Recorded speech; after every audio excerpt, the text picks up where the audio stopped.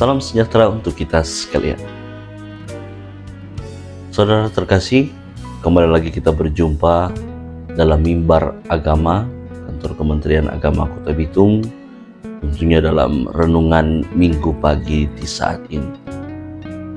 Dan hari ini kita akan sama-sama merenungkan hal yang penting, yaitu mengenai rahasia dalam doa Bapa Kami. Kita membuka firman Tuhan dalam Matius pasalnya yang ke-6, kita membaca ayat 9 sampai 10.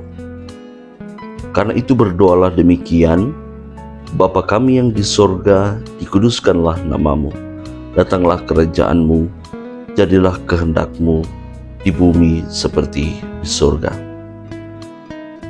Nah, umat Kristen yang diberkati oleh Tuhan, tentunya kita sangat tidak asing dengan doa Bapa Kami.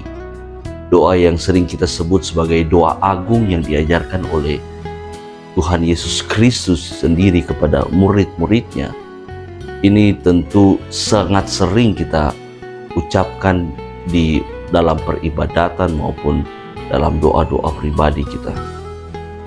Nah, doa Bapa Kami menjadi salah satu bagian liturgi yang tidak terelakkan di sepanjang zaman kekristenan berada. Dan kadangkala kita memandang doa Bapa Kami hanya sebagai pelengkap saja dalam doa-doa umum ataupun doa syafaat yang kita kemukakan, yang kita panjatkan. Nah, saudara-saudara yang diberkati oleh Tuhan, kebanyakan dari kita orang percaya memandang doa sebagai sebuah sarana untuk meminta hal yang kita inginkan ataupun hal yang kita butuhkan menurut pemahaman kita. Tapi di sini dalam doa Bapa Kami terkandung rahasia yang besar. Bagaimana doa tidak hanya dipandang dari sebuah dimensi permintaan semata, melainkan ada dimensi yang jauh lebih luas ketimbang hanya sebagai sarana untuk minta-minta. Kenapa kita perlu memandangnya dari dimensi yang berbeda? Karena kalau kita hanya memandang doa dari dimensi permintaan demi permintaan, maka kita sedang memposisikan Tuhan menjadi pribadi yang hanya sekedar menjadi pemuas nafsu kita. Jadi otoritas Tuhan itu tergantung pada apa yang kita doakan. Sementara tidak demikian, karena Tuhan itu berdaulat dengan kehendaknya sendiri. Nah, dalam doa Bapa Kami sendiri, struktur doanya itu bukan merupakan struktur doa yang baru. Kalau kita mempelajari sejarah liturgi, perkembangan liturgi Yahudi, kita akan menemukan doa Kadis yang struktur doanya itu kurang lebih sama dengan doa Bapa Kami. Tatkala orang-orang Yahudi berdoa Yit Kadal we Yit Kadash, itu artinya dimuliakanlah dan dikuduskanlah namamu. Sebagai permulaan dari doa Kadis ini, tentu kita akan menemukan kesamaan dengan permulaan doa Bapa Kami ketika berkata dikuduskanlah namamu. Lalu apa yang Yesus bawa? Apa ciri yang baru yang Yesus bawa melalui doa Bapa Kami? Dia mengawali doa Bapa Kami dengan satu kata yang penting, yaitu Bapa. Ketika dia menyebut Bapa, itu bermakna sebuah konsep relasi yang tidak terbatas. Sebuah konsep relasi yang intim, yang dekat dengan Tuhan. Jadi doa bukan hanya sebagai sarana untuk minta-minta, tapi doa adalah sarana kita membangun relasi dengan Tuhan. Relasi yang tidak terbatas lagi dalam ruang gerak ataupun waktu, tetapi relasi yang bisa kita nikmati dimanapun kita berada. Ketika kita menyebut Bapa, kita menyadari bahwa kita ini adalah anak-anaknya.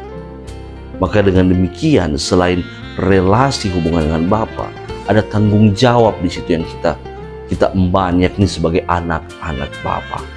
Kita menjadi pribadi-pribadi yang tunduk pada ketentuan-ketentuan yang Bapa berikan. Kemudian itu dimensi lainnya yang bisa kita temukan dalam doa Bapa Kami, tatkala ketika dikatakan dikuduskanlah namamu. Itu berarti bagaimana kita memuji Tuhan dalam doa kita. Jadi dalam doa juga terkandung puji-pujian kepada Sang Ilahi, bahwa Dia adalah pribadi yang kudus, Dialah pribadi satu-satunya yang layak dimuliakan. Dengan demikian kita menyadari posisi kita akan ketidakberdayaan kita, sehingga kita berserah penuh. Karena kalimat selanjutnya dari dikuduskanlah namamu adalah jadilah kehendak-Mu di bumi seperti di surga. Nah, penyerahan diri inilah yang kemudian mendahului segala permintaan.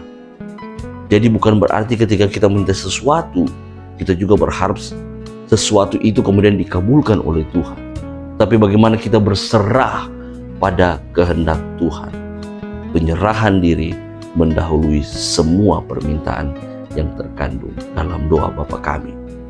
Inilah yang kemudian menjadikan kita sebagai pribadi-pribadi yang tadi kita katakan di awal sebagai anak-anak Bapa yang tunduk dalam otoritas Bapa, yang berserah penuh di dalam kehendak Bapa.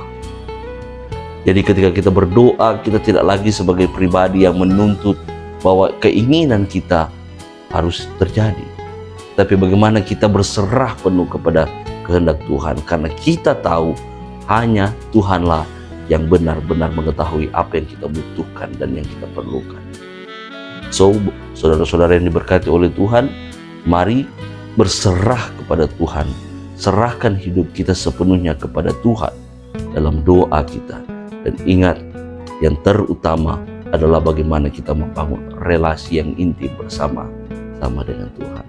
Kiranya Tuhan memberkati kita. Shalom.